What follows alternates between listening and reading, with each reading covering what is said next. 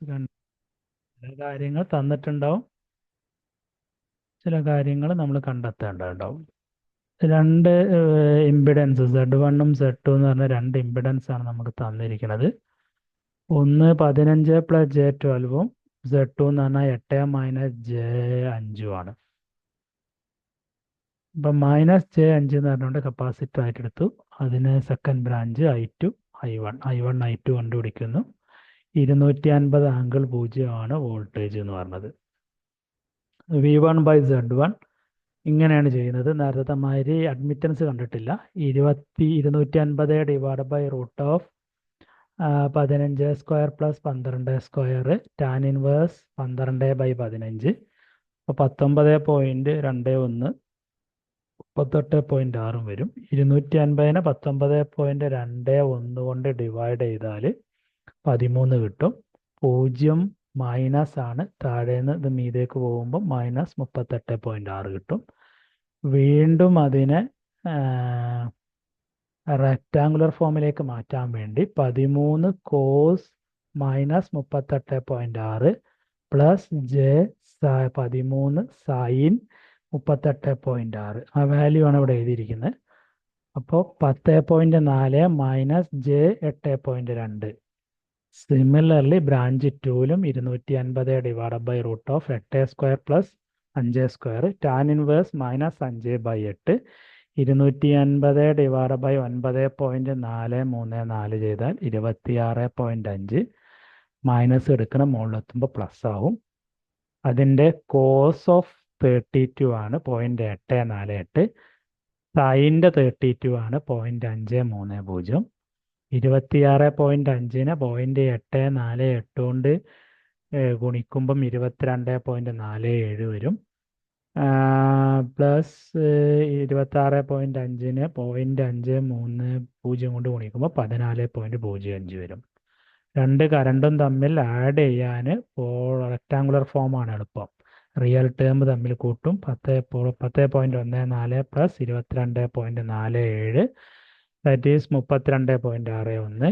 Imaginary terms ആയ -8.12 14.02 കൂട്ടുകയാണ്. പക്ഷെ ഇവിടെ മൈനസ് ഉള്ളത് കുറയ്ക്കും.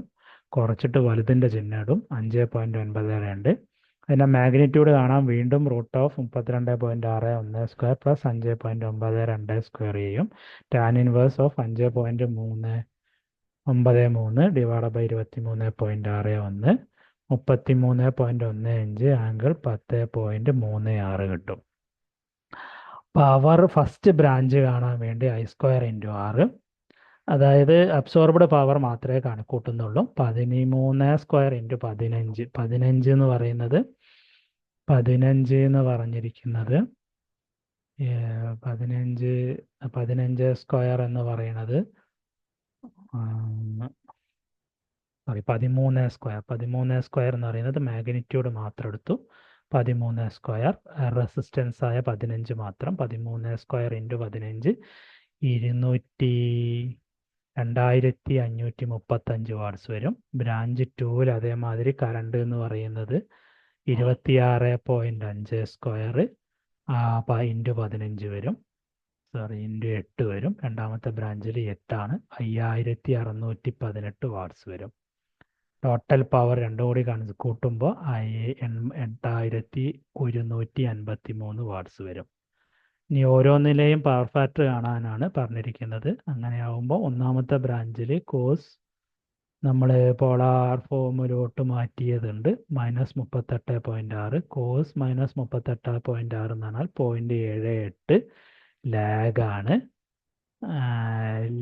32 ഡിഗ്രിയാണ്, പ്ലസ് ആണ്, അതുകൊണ്ട് അത് ലീഡായിട്ടാണ്. 0.848 ലീഡാണ്.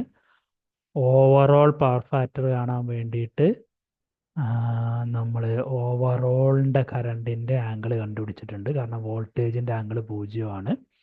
അപ്പോൾ അതിനെ റെഫറൻസ് ആക്കി എടുക്കുകയാണെങ്കിൽ രണ്ട് കറണ്ട്, ഒരു കറണ്ട് ലാഗായിട്ടും ഒരു കറണ്ട് ലീഡായിട്ടുമാണുള്ളത്. മൂന്നാമത്തെ റിസൾട്ടൻ്റ് കറണ്ട് 10.6 ആണ്. കോസ് 10.36 എന്ന് പറഞ്ഞാൽ 0.984 ലീഡാണ്. പ്ലസ് ചിഹ്നം ഇട്ടത് കൊണ്ട് തന്നെയാണ് ലീഡ് എന്ന് എഴുതിയിരിക്കുന്നത്. Thank you for watching this video.